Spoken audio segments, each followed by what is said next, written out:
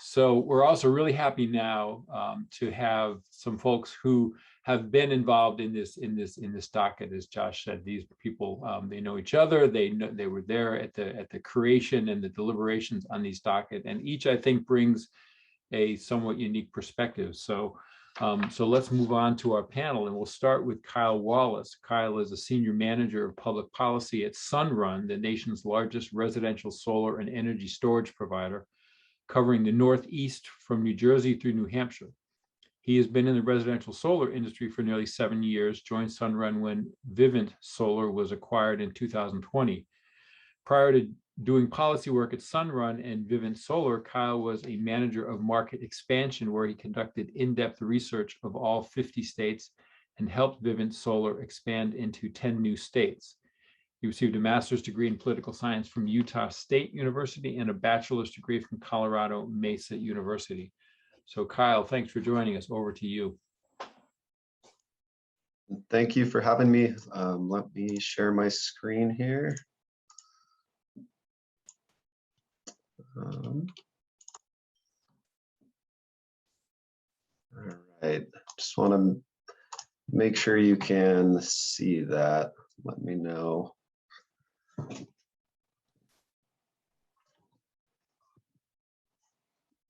All right. So I'm not going to do my best to not duplicate information from Josh or what Selya or Mike might talk about later. So I'm really going to focus on just a couple of themes from the tariff and kind of how we've been looking at it. And the first is something that Josh touched on, throughout his presentation, about really focusing on a customer-centered design. And I think there's a couple of different angles to that. And I just do want to reiterate that this is something that I found to be fairly unique to the Connecticut process. Typically, there's some consideration for customers being able to understand the tariff, and kind of, maybe in the implementation phase, they're thinking about the customer, but not necessarily on the regulatory side. And so, I really did find that to be a really good way to go about this, and I think helps, ground the whole proceeding, and what is practical, what works for customers. And so, that there was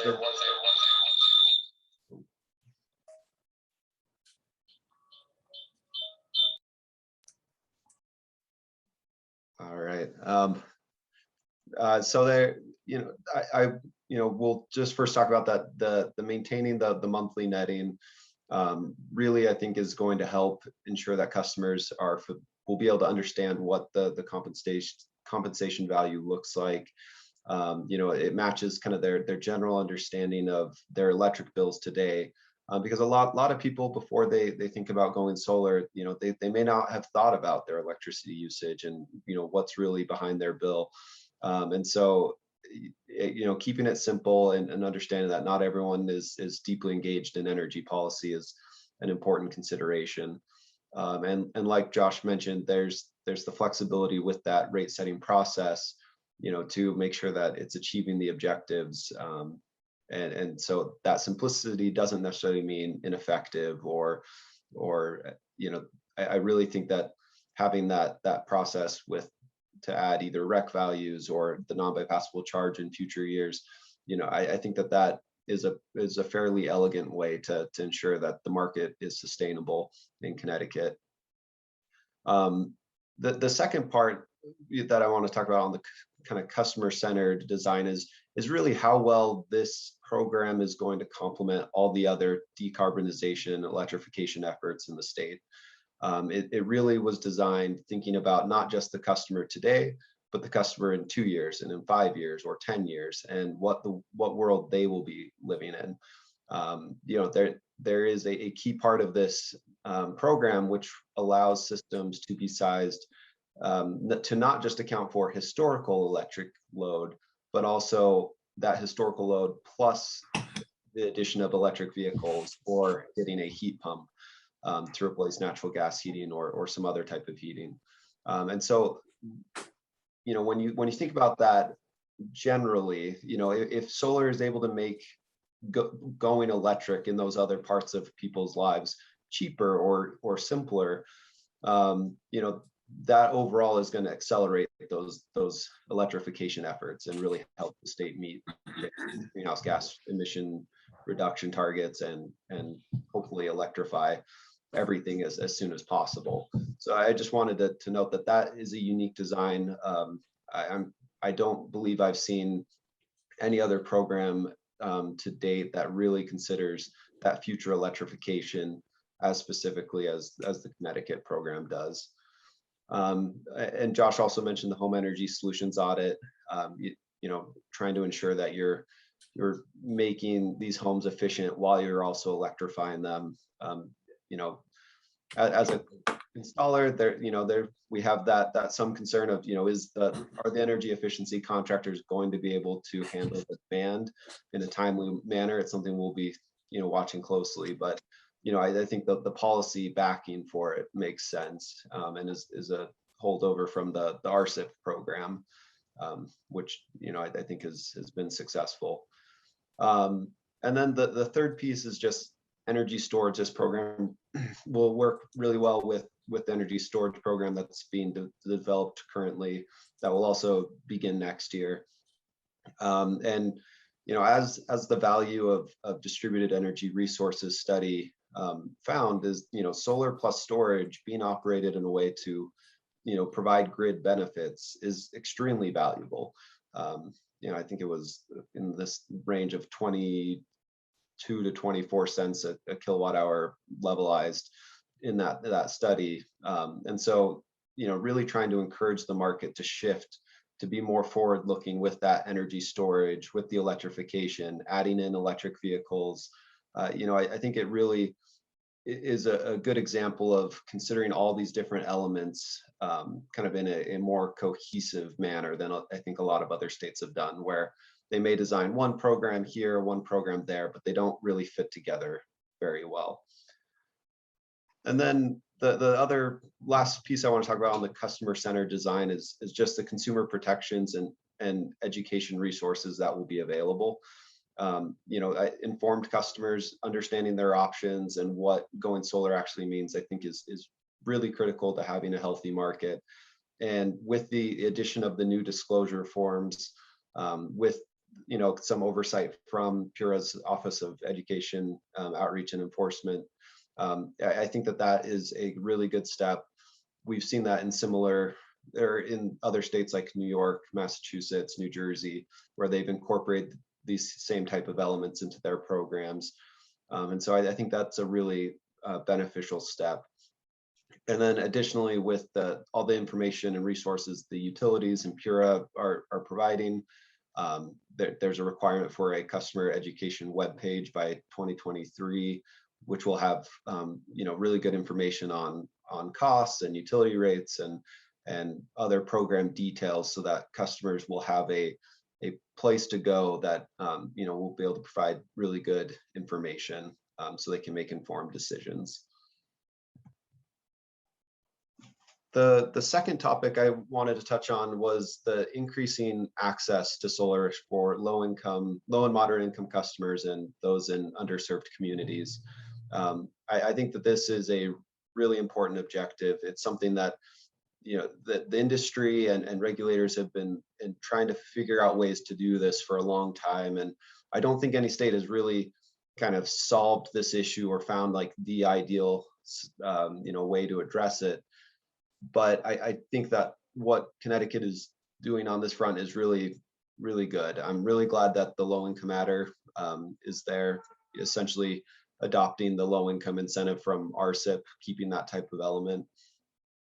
And the distressed municipalities adder, I think, is also a unique take on a program design element.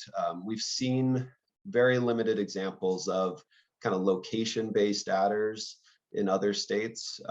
In California, in their energy storage incentive program, they have some location-based adders for those who are, you know, hit by the wildfires or more frequent power outages.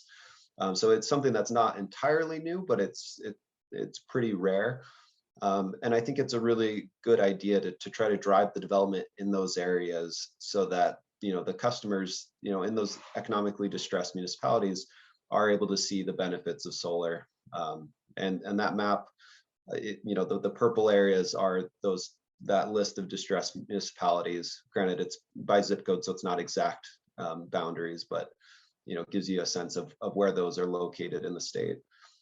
So I'm excited. Between those two, I think you'll have a pretty significant percentage of the program going to low and moderate income customers.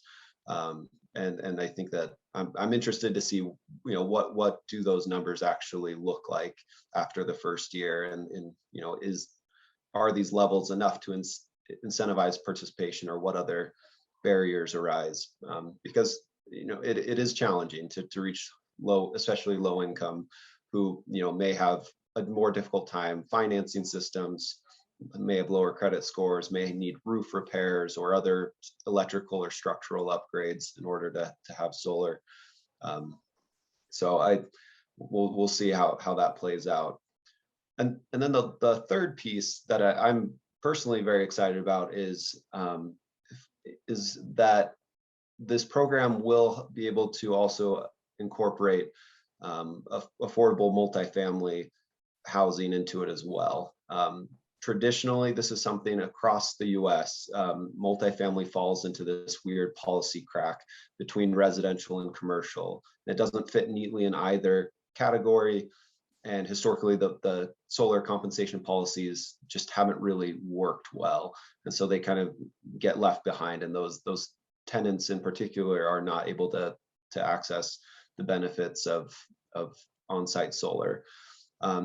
Connecticut does have the Shared Clean Energy Facilities program, which does provide benefits to these type of customers. And that's definitely one part of that mix of trying to help serve a broader range of residents.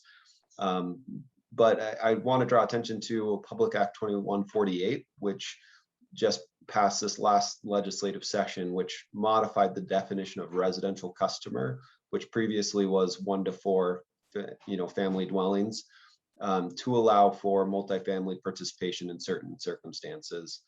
And that's a piece that will need further regulatory work. And PURA, I believe, put out the notice kind of showing the intent to get that started here in the near future. And so that's something we're really excited about for 2022, is to try to get a structure that will work.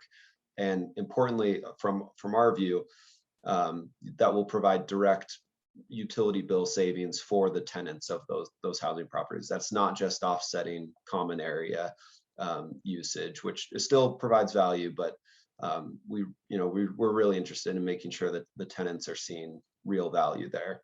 So that's something we're really excited about. Sunrun has developed over 100 megawatts of multifamily solar in California, and we have just recently set a 500 megawatt target that we're trying to hit, and we want to make sure that spreads beyond just California, and that other states are able to provide on-site multifamily solar.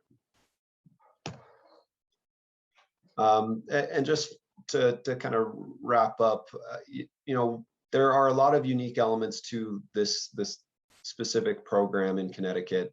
But I will say it fits, I think, very well within what we've seen regionally of changes to net metering from various states who have made changes over the last couple of years. For example, New York, starting next year, they'll have a non-bypassable charge that's roughly $1 per kilowatt that will take effect. And so that kind of non-bypassable charge element of the PURA rate setting process, that's been used in other states. California has something similar as well. In Vermont, they've also used adders and subtractors for years on kind of adjusting solar compensation through a biennial review process.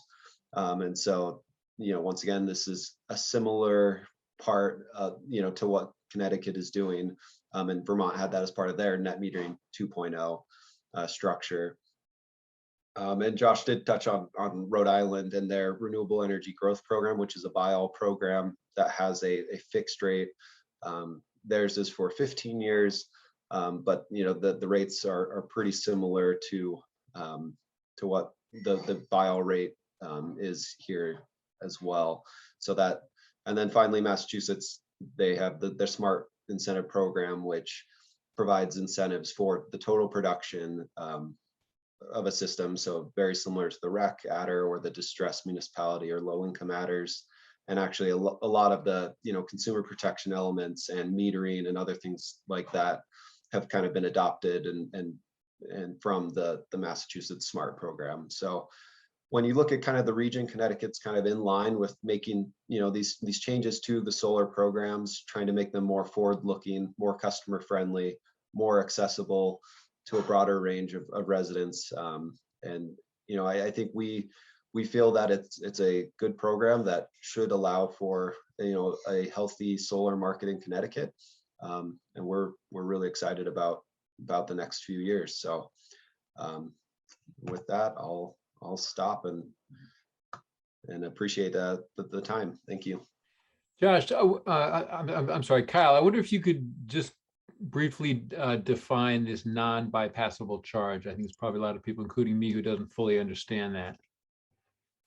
Yeah, so like Josh mentioned, in years where the tariff calculator determines that kind of the net metering type value would provide greater than that 11% return, there will be a non-bypassable charge applied that will essentially kind of reduce the compensation.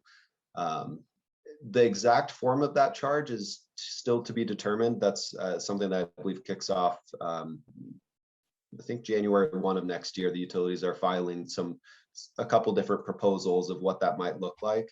So I don't have, there's no specifics yet. It could be, a production-based charge. It could be a fixed amount. It could be based on the size of the system. We really don't know, but it's something that would show up on the customer's bill is my understanding. Terrific. Thank you. And if you don't mind, Mark, I might just add to, sorry to interject, Kyle. But yeah, I think the easiest way to conceptualize it is it's like a customer, so customers have a fixed customer charge on their bill currently. It's functionally similar to that because that's not netted, right, with net metering currently. So that's the easiest way conceptually to think about that. And I was just scrolling through some of the questions in the chat. And the one thing I'd mention too is this won't, if we authorize that would not change the compensation for a system that applied for the program next calendar year. That's really the point I wanted to make. Once you apply for the program, you get that rate for 20 years that you signed up under. Terrific. Thanks, Josh. And thank you, Kyle. That was really interesting and helpful. It's always great, in particular, to get a bit of a context of this new Connecticut plan and program compared to what some other states are doing. So there are questions, but I think let's keep going with our panelists. So I'd like to hand it over to Mike Trahan now. Mike is the Executive Director of Solar Connecticut, the state's solar industry business group, which works on behalf of residential installers and commercial developers to reduce barriers that limit the growth of solar in Connecticut. SolarCon was an active participant in the PURA docket that settled this tariff. In recent years, SolarCon has also been responsible for initiating legislation or regulatory policy on issues ranging from net metering, interconnection guidelines, and tax exemptions to reducing demand charges, voltage variation, and permitting. So Mike, I'll pull your slides up for you.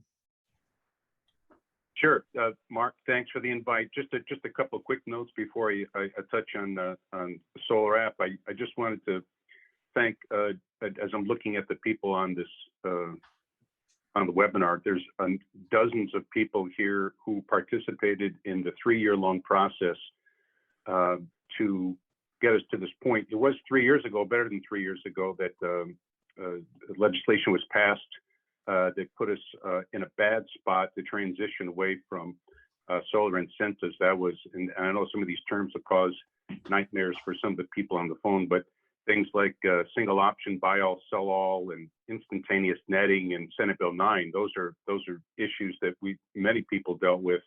The legislature smartly overturned that legislation, Senate Bill 9, the following year in 2019, and put us on a path really to get us to the point where in January 1, we're going to make, we all hope will be a smooth transition to a new way of compensating for home solar. I did also want to say thanks. You know, in the presentation that the UI and Eversource made earlier this week, a really impressive list of education outreach for installers. So nobody should have any questions, I think, about how the program is supposed to operate. There are numerous opportunities, and I say thank you to the utilities on behalf of the installer community for being putting as much time as they have into making themselves available for installers, because installers really are the tip of the spear in explaining how the program works to consumers. So I just want to recognize them as well. So I just want to go into the solar app if I can, Mark. You know, everybody on this webinar is interested in seeing more home solar installed. And the tariff, I think, is going to help us get there. Some of the things that I think a lot of people are not familiar with is that the cost of installing solar, the majority of that cost, the large majority of that cost was for installers to purchase materials, including what was 5 or 10 years ago, very high-priced solar panels, inverters, racking, and other hard costs. Today, though, a bigger percentage of the home solar installation is wrapped up in soft costs. One of them is permitting. And I just wanted to draw attention to a method that municipalities can take to help drive down the cost of solar for people in their communities. The U.S. Department of Energy has come up with a new application. It's free to use for municipalities, for local building officials to use. The idea is to automate the permitting process, make it safer and more affordable for basic home solar permit applications, which in some cases can take, you know, several weeks, and in some cases several months for installers to get from municipalities. So this new application is available to municipalities. We can go forward from here, Mark. It is free to use, so that when basic home solar applications are submitted to municipalities, which is, you know, most of the time, those permits are approved instantly. It's a touchless system for municipalities. They still collect their permit fee, but it is a much faster way to approve permit applications that come to municipalities that check all the boxes. When installers submit permit applications that don't check all the boxes, those get kicked out of the system, rightly so. But for the large majority of applications that come through, this will speed the process and get more solar installed faster and at less cost. Again, the U.S. Secretary of Energy, Granholm, is committed to this program. She's pushing the program in municipalities across the country. Next slide, please. So we have the U.S. Department of Energy's National Renewable Energy Laboratory, NREL, as many know it. They're the ones who put this permit application, app together. Solar app, solar automated permit processing. Again, it's no-cost permit software to municipalities. It's being rolled out in municipalities across the country. We're starting to talk to municipalities in Connecticut about this. Next slide, please. We've got some interest on some municipalities to participate in demonstration projects, but it really is, for those eligible rooftop solar applications, a way to really speed the process, reduce the cost. For local building officials, don't have to spend as much time going through the mundane process of going through all kinds of paperwork, electrical drawings and whatnot. So long as the permit comes to the municipality that is in good shape, it checks all the boxes and makes sure it's done properly, we can all move on quickly. Next slide, please. So this was done by a number of people who really don't have skin in the game. Most of them, so you'll recognize some of these iconic groups who've been working in solar and electrical issues for many years. Most importantly, UL is involved to a great deal, as is Solar Connecticut and the good people at Sunrun. You heard from Kyle earlier. Also, the people at SunPower in Connecticut nationally are involved in this process as well. So if you have a question about it, if you're connected to a clean energy group in Connecticut, if you're connected to a clean energy statewide organization, or if you're part of a local municipality and like to learn more, you can go to this website at the top, or you can email me directly. I think my contact information will be shared in just a little bit. And last issue that I have, I hope that everyone understands that, RSIP is ending. The residential solar incentive program is ending. The new tariff program is starting, and the residential battery storage program is about to start, all at the same time. So there's going to be some bumps in the road. We expect that, and we just ask that that everyone have some patience. I think there's some great lines of communication open up between everybody involved here, between the Green Bank, PURA, utilities, and the solar industry. So I think it's going to be a program that's going to work for the long haul. Mark, thank you. Mike, thank you. Before we move on, there was a question that really is directly relevant to what you're presenting, and that is, it's from Dan Rabin in Brantford, and he says, our building department has had a cool response to Solar App. Any hints on converting building departments that feel threatened? Well, I mean, there is, we've got a barrier to overcome in terms of codes. In Connecticut, electrical codes are still, I codes are still at 2015 levels. We've got some work to do. And if I understand the process right, the new code levels need to be brought to the legislature for their approval. I'm hopeful for this year. I've got to double check on that. So, from a local perspective, I think this is something that they should see as welcome news. And if they have any questions about it, they can contact me directly. But the idea is to make their job easier and not inundate them with common permit building applications that come their way on a regular basis. And it would allow them to spend more time on more complex issues that really require the time. It is electrical code people are involved with it. The National Fire Protection Association is involved with this. UL is involved with it. These are all brand names involved in safety issues that have national reputations. So I'd like to think that local building officials would see this as a positive step. And if they don't, I get it. They can call me. We can talk it through. We hope to show some progress in some municipalities. I'm really hopeful that some municipalities sign up quickly. We're going to spend all kinds of time helping educate them on how this works. There'll be lots of tech support for them. And then, my hope is we get, several to adopt it in the next couple of months so we can show some progress, and they'd be able to share that progress with others who might be skeptics. I see that Melissa Copps has unmuted herself. Melissa is on the board of Connecticut Green Building Council, and I think has some expertise in the building code issue. Melissa, is there something you wanted to add here? I'm sorry, I took a short break. Bernie just put in the chat, he was wondering when the energy code is updating. It's going to happen next year. They're going to adopt the 2021 IECC. I'm not sure exactly when. And also we have a history of amending the International Energy Conservation Code to be less stringent than the base code. So I'm not sure what specific amendments might be in the works. But it's funny that you say this because later today I'm hoping to go to a meeting where I'll be better informed about this specific issue.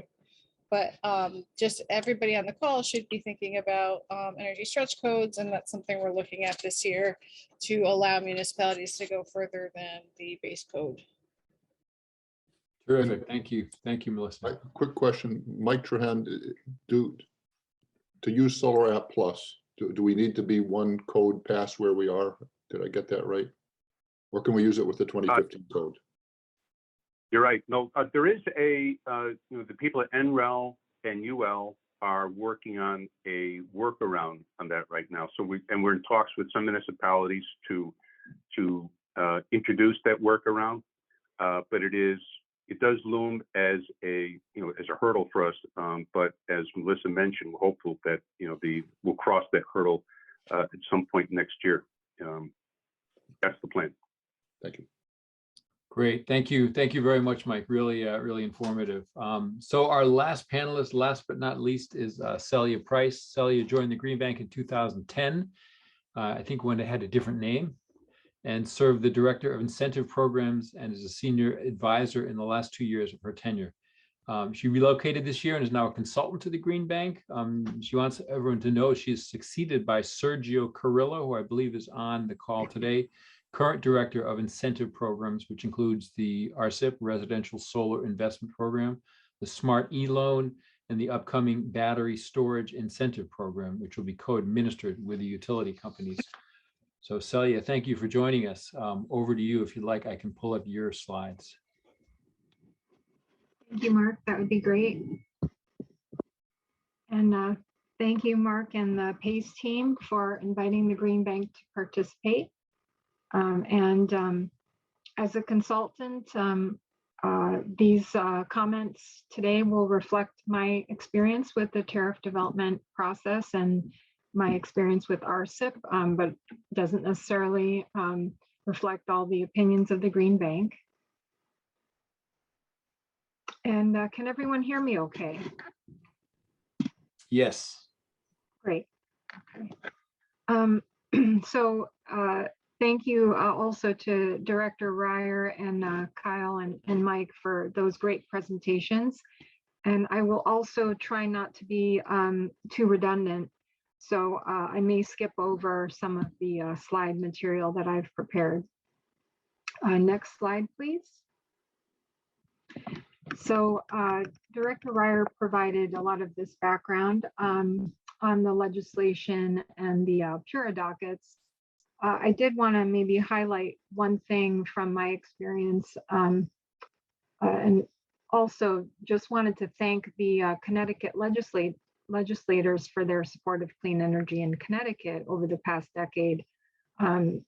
That has really enabled the development of the clean energy market, and certainly the solar market, allowing for increases in the target for the solar program when we hit the 30 megawatt initial target very early, and also establishing a SHREC policy for cost recovery for program costs.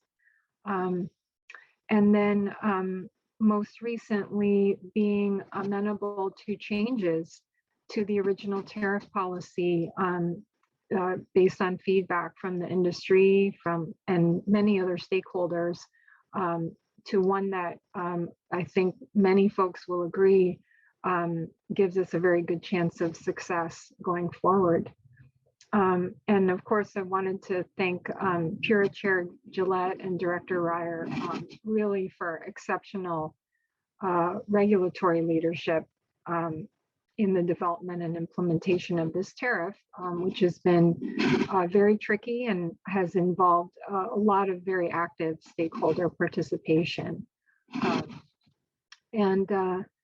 Last but not least, we have relied very heavily on our collaborations and discussions with the industry.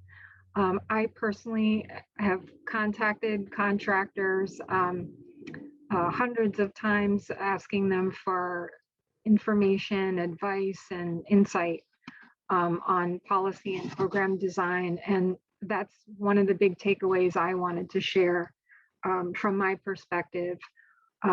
Because the industry is the closest to the customers and the technology and really knows what it will take to reach the state's clean energy goals. And I think that has been really critical throughout the policy development and implementation process. And as Mike Trahan mentioned, why we can say we're in a good place right now with adjustments that have been made over the past few years.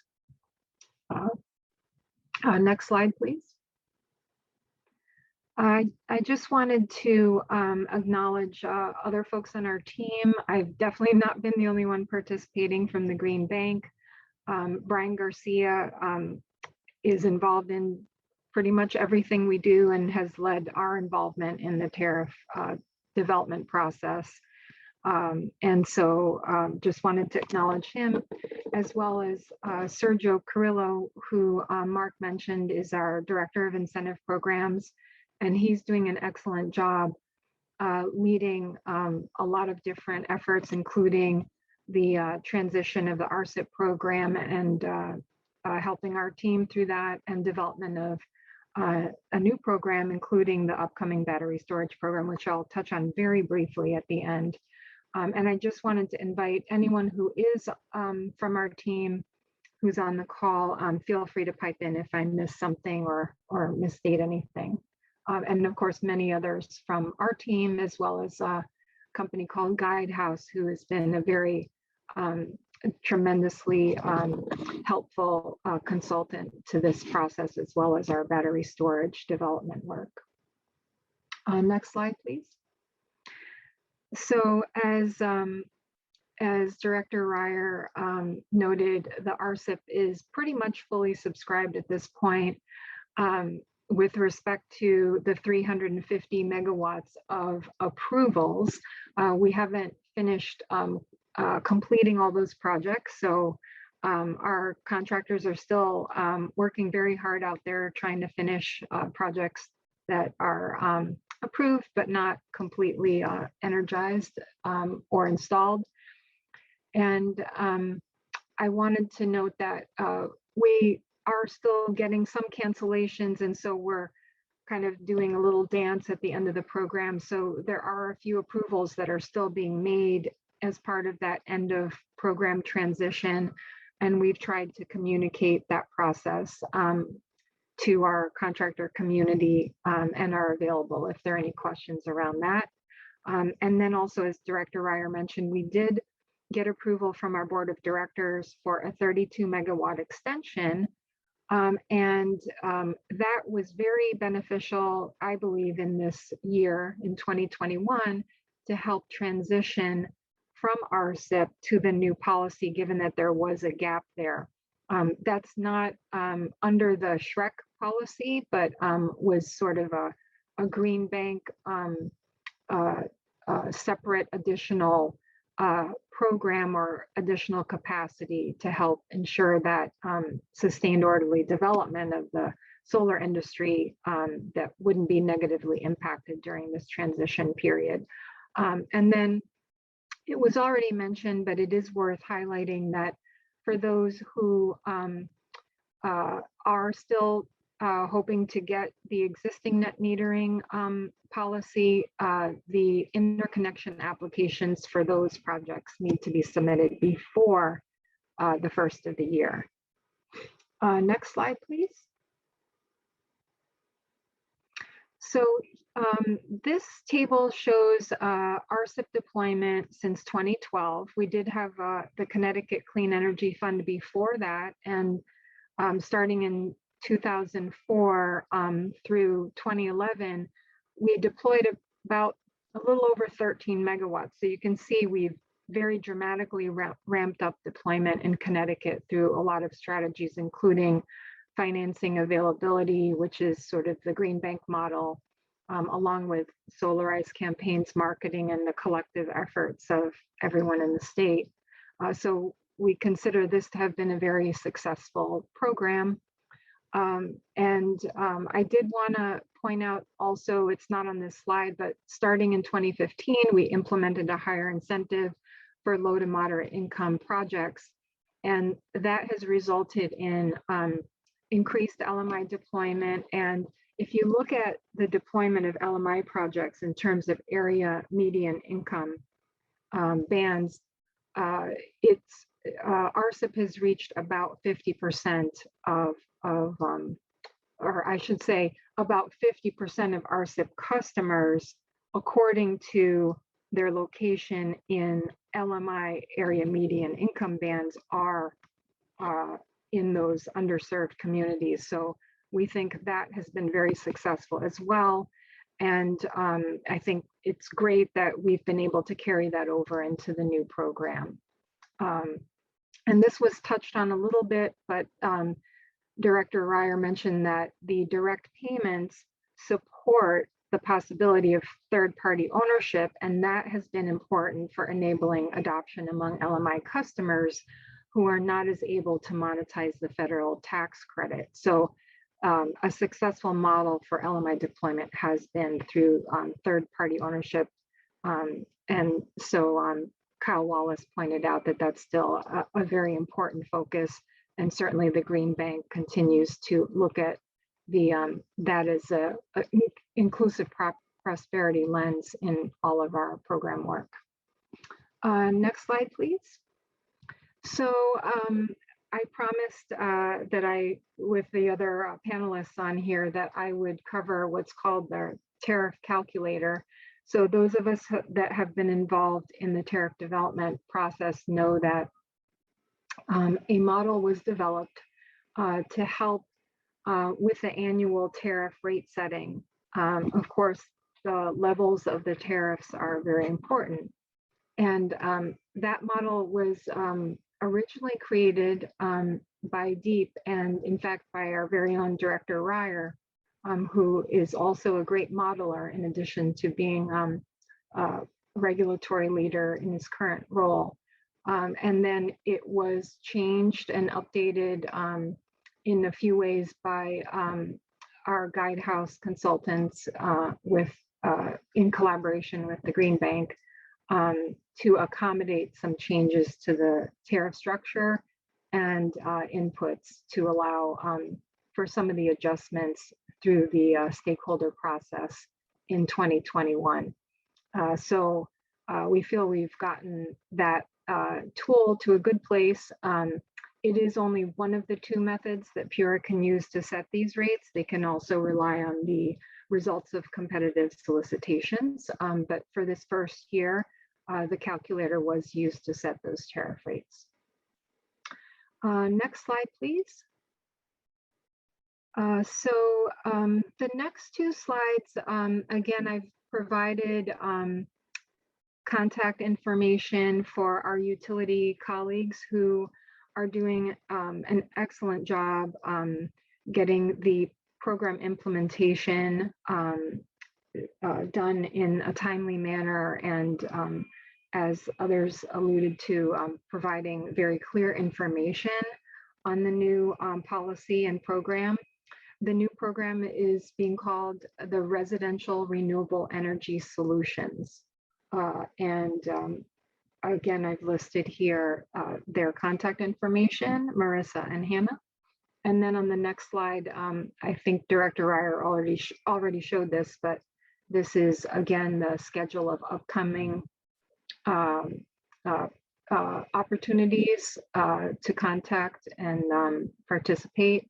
And there are also slides from the presentation 2 days ago, which are excellent and very comprehensive. And lastly, I just wanted to touch on very briefly on the battery storage program that folks from the Green Bank and the utilities are working very hard to develop. That's on the next slide. So the battery storage incentive program also begins January 1st, 2022. So as others have indicated, there's a lot going on here. I've listed here the enabling legislation that was passed. So kudos to the legislature for an ambitious energy storage target of 1,000 megawatts by the end of 2030, and then to PURA for pushing forward in the grid modernization docket to get us pretty far along in terms of those targets, 580 megawatts by 2030. This slide shows some of the interim targets that we're developing in the program. Sergio Carrillo is leading this from the Green Bank side.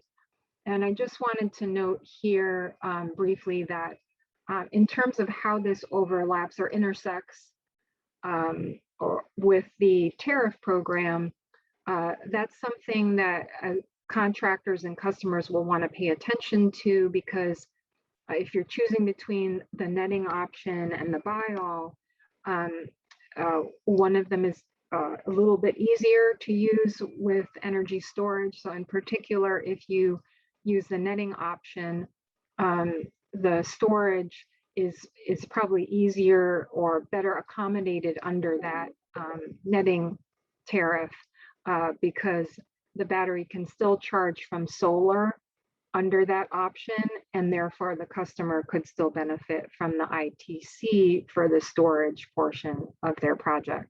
So those are some things to think about, and we're still coordinating with the utilities to provide some of that information and review wiring diagram guidance and those sorts of things. So let me stop there. Thank you again for including us in the webinar. Selya, thank you very, very much. That's a terrific overview of what's going on and what has been going on and what's going on at the Green Bank. And particularly, thank you for covering the storage. I think that's a really important piece to this going forward.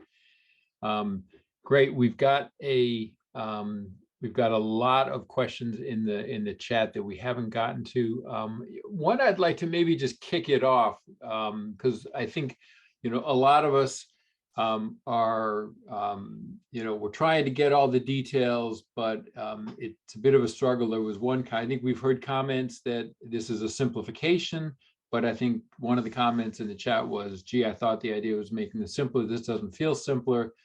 To really all of our panelists, can you help us with sort of the elevator speech? If we run into our neighbor and they say, hey, I hear there's a new residential solar. How does that work? Or should I do netting or buy all? Is there a sort of a short sort of summary that you would help us give, and particularly high level, steer me towards the netting or the buy all? I know this is a big ask because it's a lot to sort of crystallize, but I think an elevator speech might help a lot of us.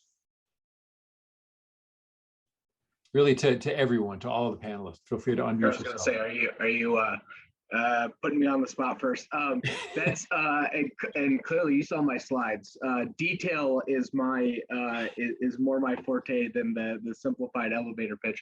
I mean, I think on the netting side, it's really functionally similar. Like it's kind of what we're doing now, right? So it's there's an option. There's an option for customers to do something very similar to what we all understand and has worked for 2 decades. And then there's a new option with the buy all. Kyle had a great detailed response on the pros and cons in the chat of the different options. I think in the early years, the buy all is more lucrative. And so you're actually going to get excess credits, right? It's roughly 30 cents, and Eversource is something like 20 cents. So you're going to get more money up front. It's also more certain.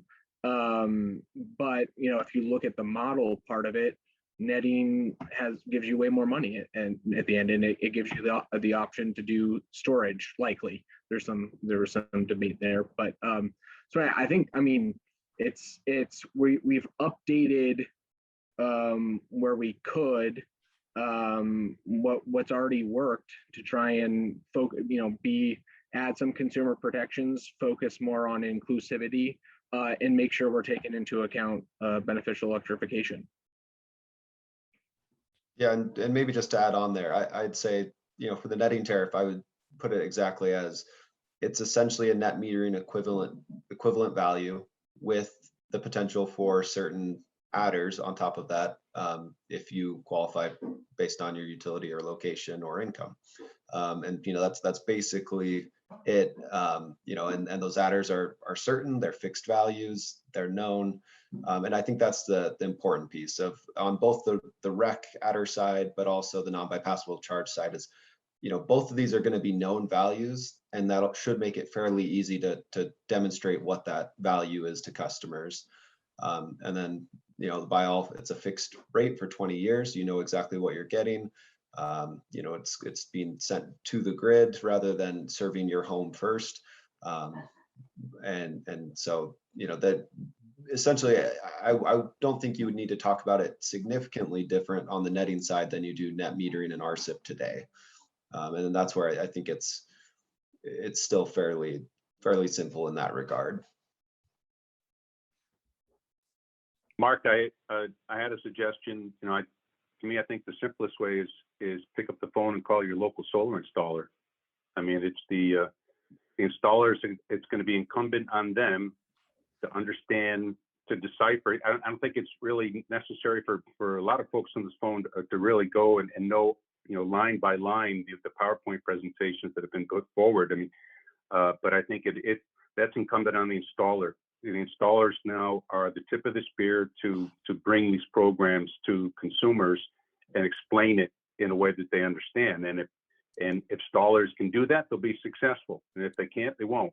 So I would say, you know, go talk to your neighbor that's got solar on the home. Find out, you know, the trusted installers in your area. I'll put a website link to our list of members, but go and talk to a couple of different installers. Ask them how the program works and make them explain it to you, and push them hard. They'll get it figured out. They may not understand it totally now, but I think I'd say within 30 days, I think those installers should have a really good handle on how to sell the program. Mike, if I could tack on to that statement, right now you're all used to talking to people about buying their system, leasing their system, or engaging in a PPA. As we think about these two options now, buy all and net metering, are there any wrinkles that are known to you right now about leasing PPAs, or I think buying would be simple, but leasing and PPAs, do they work in all situations? Do they work in all situations? I think they do. I think it's a customer preference. You know, I think there's been the interest on behalf of consumers to purchase or to purchase or to lease, but it is strictly a customer preference. I think homeowners are encouraged to talk to installers that do one or the other or both, and listen and see what makes sense for them for their particular situation. Right. Yeah, and I'd just say Sunrun offers both leases and customer-owned solutions, and I think we don't intend to change anything about that with this new program. I think it does work in all cases. I just wanted to go back to the original question, Mark, on like pros and cons of the two different ones. I think one of the things from a policy perspective that because there's a question in the chat about understanding the costs and benefits and how is it going to be accounted for. And I think so the buy-all originally came out of the DEEP's comprehensive energy strategy from 2017, I think, but it was released in 2018. And I think one of the things, at least from understanding and looking at the line items, the buy-all is more straightforward, right? It's a fixed number. We can see what it is, and so the cost side is fixed, and we can look at that, and then we can talk about the benefit side and system benefits, societal benefits, all of that, everything else.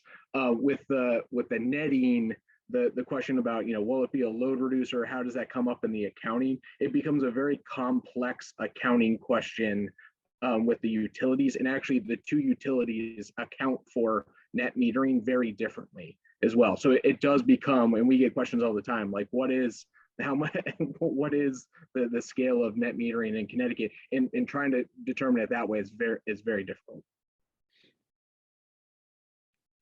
Thanks. That's great. Those answers are all extremely helpful. There are lots of questions in the chat. It's actually a bit overwhelming trying to pick one or two out.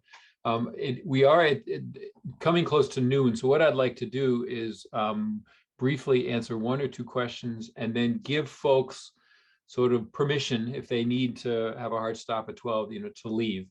But this group, as anyone who's been part of Connecticut Energy Network before knows, has a tradition of lingering. So we won't kill the Zoom session.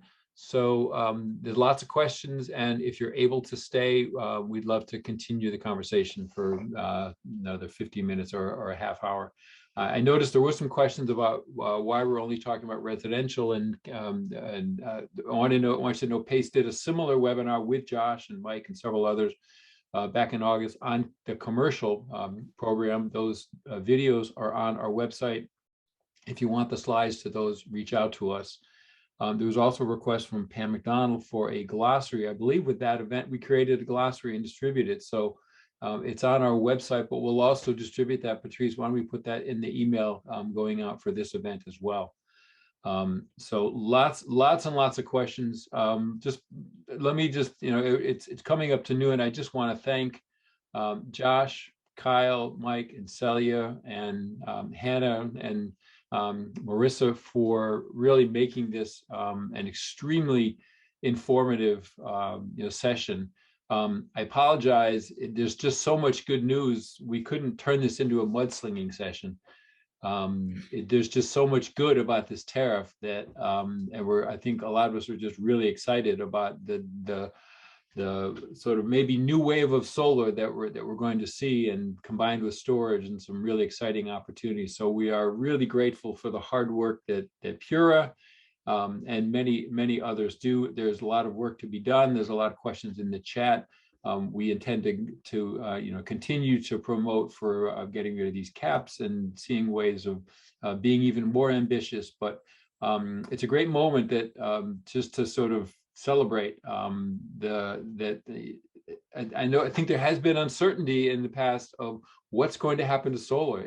Are we going to have a viable program? Is this SB 9 before? Are we going to kill solar inadvertently? So I think it looks like we are potentially on the cusp of a real resurgence of solar, thanks to these really well designed and well developed programs. So thank you to all of our speakers. Thank you to everyone for taking part today. Again, the recordings and the slides will be available